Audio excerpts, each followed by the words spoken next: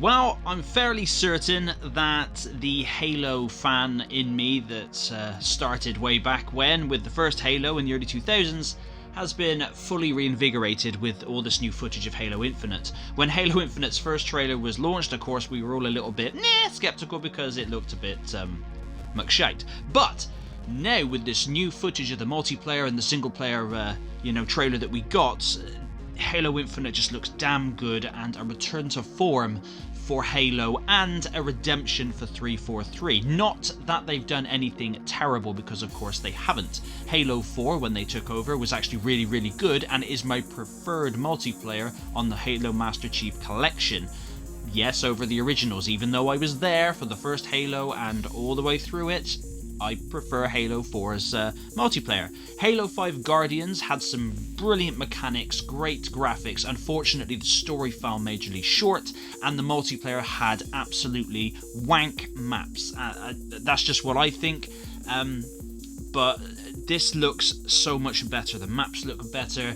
Obviously, the graphics is not going to be as good as people would have hoped, because it's going to be available on Xbox One as well as the Xbox Series X. So it's going to be cross-gen, but that's not a bad thing. It's like I've said previously, and I made the statement on my Nintendo Switch OLED video. Great graphics do not make great games. This looks like a great game, and Halo has always been one of the best multiplayer games out there ever since it came out. And I, for one, cannot wait to get stuck back in. This video is just my general thoughts on it, and coming from someone who is a lifelong Halo fan, I really cannot wait. The grappling hook looks really, really cool. The samurai armor here on screen looks awesome. Using the plasma grenades to launch the energy sword to you is a badass move, and I just can't wait to get in. There's also a load of other attachments that you can put onto your wrist gauntlet thing to use, so it's not just the grappling hooks. They've done some great stuff there. I just hope that the story itself is just as good as this multiplayer looks, because Halo has also always been about story and lore, not just about the multiplayer. But yeah, if this brings Halo back, and Halo then is worthy of its title once again, then amazing. That's great. It's like I've said in previous videos, I've recently gotten back onto my Xbox One and given that some love with the Game Pass, so I've been heavily getting back into Gears of War 5, back into Sea of Thieves, obviously hence the review I released, because I played it a ton last year, but then this year I've just, I've been putting in some proper time. And yeah, I was all Xbox from 2002 or 3 up until 2016, and then I went over to PlayStation. Still kept my Xbox One, but didn't really use it. It was kind of used for Netflix and fun animation. But now, in all honesty, Xbox is doing it for me. I mean, their multiplayer games are fun. The Game Pass is a phenomenal deal.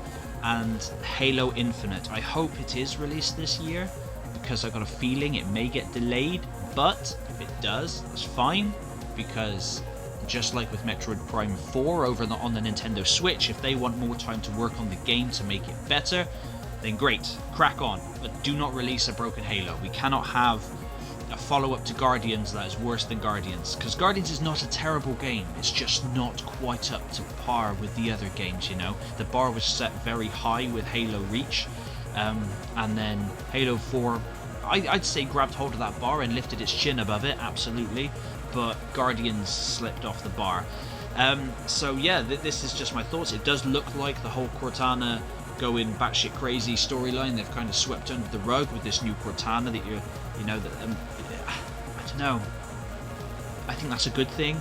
I think when Cortana, spoiler alert, excuse my English, spoiler alert for anyone who hasn't completed Halo 4, I mean, it's been years, but, Cortana starts to go a bit weird after all the time that's, gone, that she's been alone, and then, of course, in Halo, and then she gives up her life to help Chief, and then in Halo 5 she goes insane, and it just didn't make no sense, and it kind of invalidated her sacrifice at the end of 4. So I'm glad of that, and I hope that they really do re-energize Halo, which I'm hoping they're doing. Fingers are crossed. And yeah, I just really cannot wait. But please let me know in the comments what you guys think. Are you excited for Halo again? Have you ever not been excited for Halo? And what's your thoughts on Halo 5 Guardians? But thank you so much for watching this video, and until next time.